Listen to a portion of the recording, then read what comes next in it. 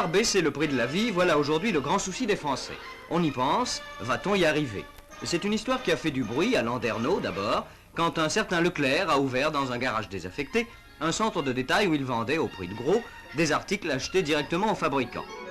Très loin de Paris, dans le Finistère, un magasin d'allure un peu minable va révolutionner le commerce de détail. Derrière le nom d'Édouard Leclerc, un ancien séminariste qui a abandonné la soutane pour l'épicerie dont il prêche un nouvel évangile. En achetant à l'usine et en vendant directement aux consommateurs, je faisais bénéficier le consommateur de la marge de détail d'une moyenne de 20%. Le missionnaire du nouveau commerce monte à Paris. Distribution d'artichauts bretons et surtout ouverture en chaîne de nouveaux centres. À Issy-les-Moulineaux, un certain tumulte a accueilli l'ouverture d'un premier centre Leclerc. Aujourd'hui, on doit canaliser la foule des clients désireux de bénéficier des avantages du circuit court qui groupe à l'heure actuelle 1500 articles. Le succès est foudroyant dans une France alors rongée par une inflation qui a pu dépasser les 15%.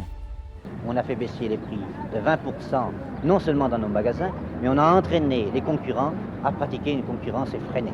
Eh bien, on va d'abord demander aux commerçants devant lesquels nous nous sommes installés. On vous demande pardon, monsieur. Les prix sont au cœur de l'actualité. Même Léon Zitrone, vedette de l'ORTF, se passionne pour le panier de la ménagère.